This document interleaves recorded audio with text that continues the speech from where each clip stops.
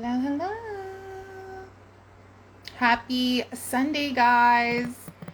It is Sunday, and it's usually a day where we will spend time for football,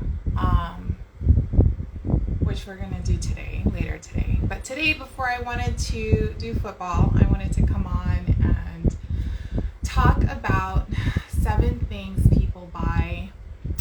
I had said that I would go live about this a couple of days ago, and I'm only now jumping on and talk about it. So I do want to go into what 7 things people buy. If you guys don't know me, my name is Maria Henderson. I am your spiritual business coach, and I help female entrepreneurs who are spiritual entrepreneurs grow their business and have develop their intuition with themselves in their business, and trusting their inner guidance when they make decisions, and how to grow a successful business that is meaningful to them. So today I want to talk about what are the 7 things people buy, and why is it important to know what these 7 things are, and how does it relate to you and your services? For some reason, this is kind of frozen. It's kind of weird to see this.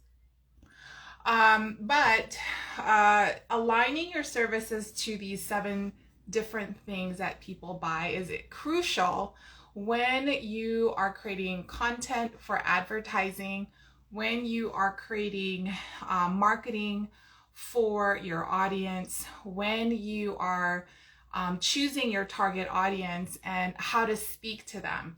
Making that decision means you need to know essentially what people buy in correlation to the services you render, right? So the reason why this is even a conversation is because I think a lot of people go into business thinking that they sell one thing, but they actually sell a whole nother thing. A lot of people will go into, for an example that recently happened, a lot of people go into being an accountant, for example, or if you're a finance manager, you kind of go into it thinking only based on the service you render, but not necessarily from the emotional standpoint that your customer, your client, is getting the solution from you. Like, what is the solution that they are really getting when they hire an accountant, a bookkeeper, a finance manager, or even a money coach, right? What is the thing that they get from you on an emotional standpoint, and what is the thing that keeps them up at night?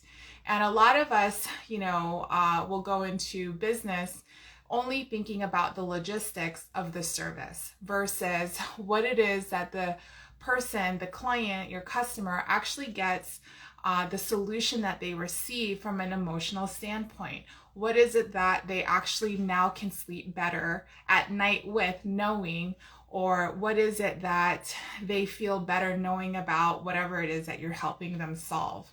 So from an emotional standpoint, do you know how you solve your customer, your clients' problems from an emotional standpoint? Not only from a logistics standpoint, not only from a service standpoint, not only from a done-for-you service standpoint, but what kind of solution do you offer from an intangible place, from more of an emotional place, from more of a I help my clients sleep better at night place because of this solution? And it's really important to know this, okay? Because without knowing this component, you will have a really tough time with creating content that truly resonates with your audience. You'll also have a disconnect between your audience in terms of what is it that will actually cause them to take action. You'll have a disconnect between the two. So number 1, I'll go over the 7 things that people take their money out and actually invest within. Number 1 is health and wellness. And health and wellness is, it can be from diet, fitness, maybe like meal plans, health coaches. And it can also, the wellness part is like the spirituality part, healing traumas, maybe you are a therapist, you would fall into this health and wellness part because you help with the wellness aspect of the person. That's number one. Number two is likability and confidence. So that's actually a really big one that a lot of coaches will actually fall into.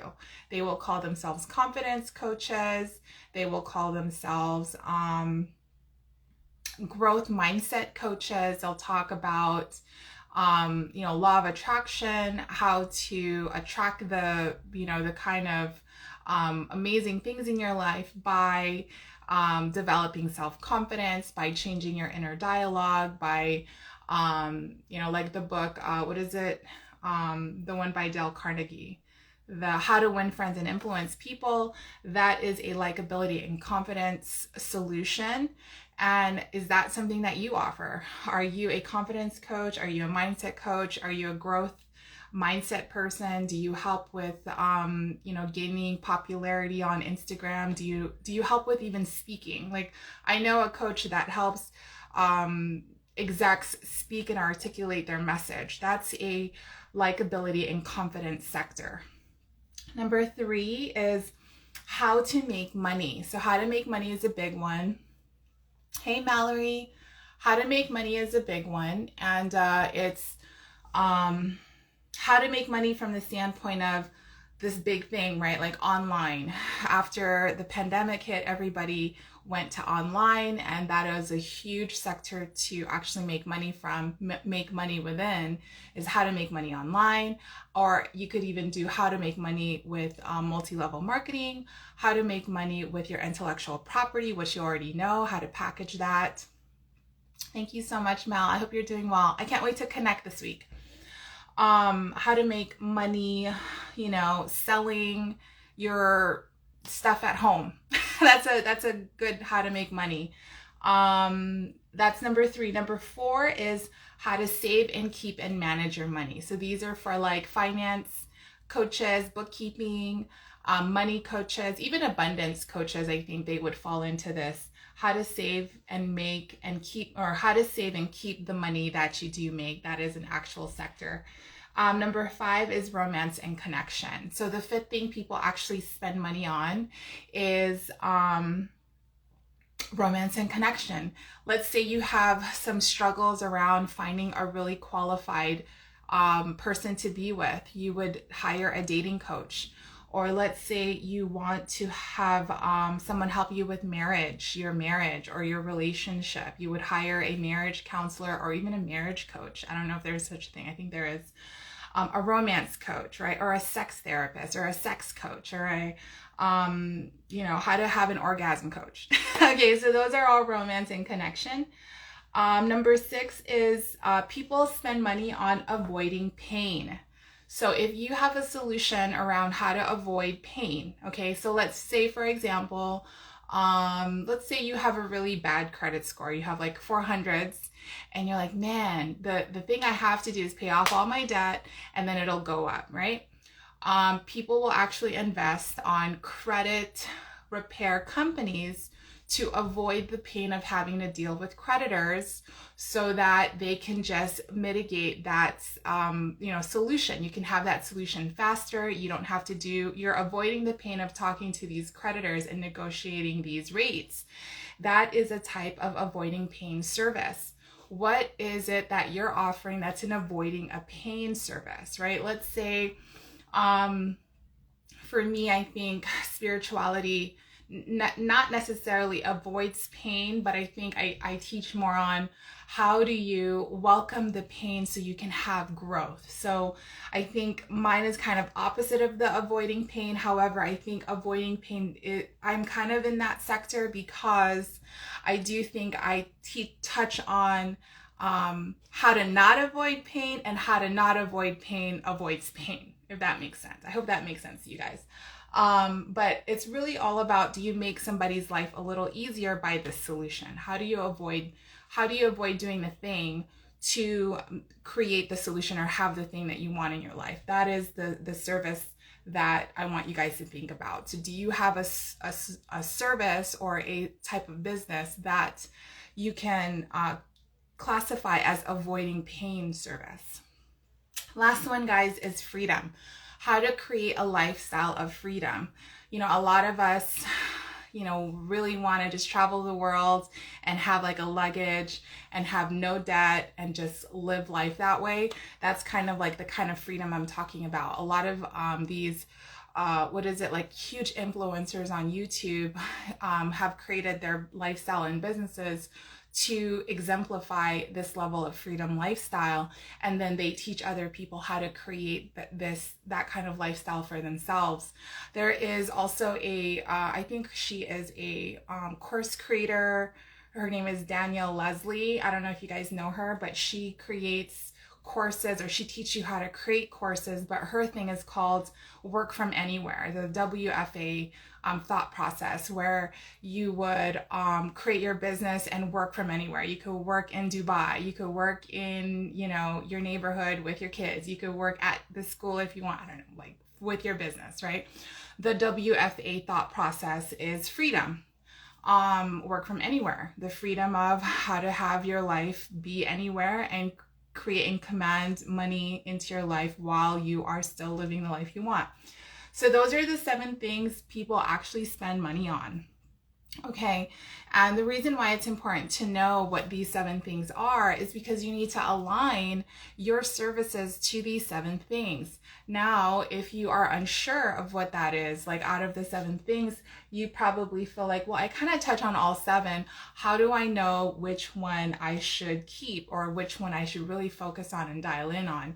Well, I think there's a lot of like double touches. Like, let's say you are a wellness coach, but you also help with confidence, right? I think you would touch on both. You would touch on the wellness part of this, how to, you know, fine tune your messaging, but then you would also touch on the confidence and likability part, and that is normal. But I would choose about 1 or 2 out of the 7, 1 or 2. I think it's really hard to choose just one, because if, let's say, you do the romance and connection, you teach people how to like have a better marriage or how to find your soulmate, you would still be dealing with wellness, because you would be digging inside of you what it is that's causing you to block, or what is blocking you from having that kind of love. Do you see how it's still kind of, it commingles with one another? There are going to be 2 things, I think, but what are those 2 things for you? I'm going to list them off one more time because I kind of went in on all 7. But number 1 is health and wellness. Number 2 is likability and confidence. Number 3 is money, how to make money. Number 4 is money, how to save, keep, and manage your money. So kind of like finance coaches, money coaches, like that. Number 5 is romance and connection. So like marriage counselors, marriage coaches, sex coaches. Number 6 is how to avoid pain. So if you have a solution that's around helping people to get to the solution faster without having to deal with the pain. And then last one is freedom, how to create a lifestyle that is a freedom lifestyle. So those are the 7 things, you guys, to think about.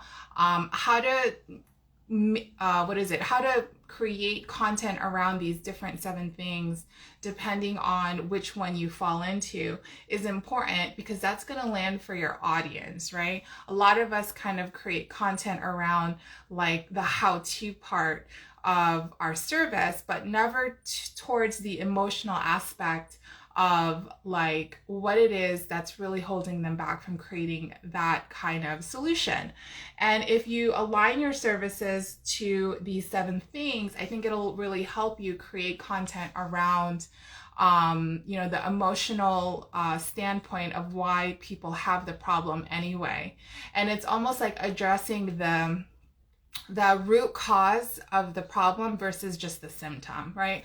A lot of people, you know, make decisions based on their feelings. And when they make decisions based on their feelings, they kind of understand that these are all within the, you know, if you look at the iceberg underneath the water, those are all the feelings.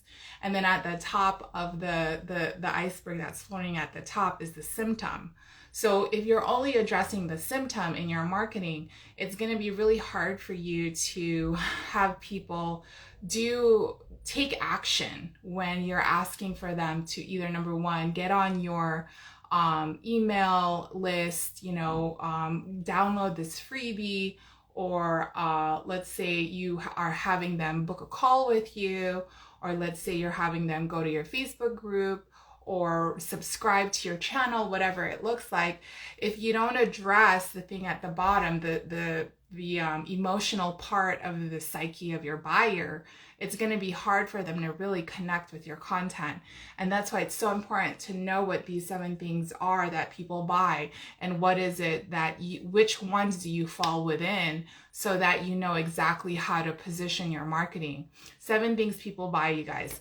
All right, so if you guys are just now jumping on, rewatch from the top, because it's super important for you guys to know what these 7 things are, so that you can actually align your services to the actual psychological reason as to why people take action and buy and invest with people. So that is it for today. I did want to jump on here because I did promise that we would talk about this. So I hope you guys found this valuable. Let me know if you guys have any questions. As of tomorrow, my Expand program is opening up in terms of open enrollment, and that will start tomorrow. If you do want to have a conversation about, growing your business, having a deeper spiritual development while growing your business, book a call. My Calendly link is here somewhere in the description, and it's also in my bio. Again, the Expand program is going to be available for open enrollment tomorrow, and I will check in with you guys again tomorrow. Have an amazing rest of your Sunday, and take care. Mwah.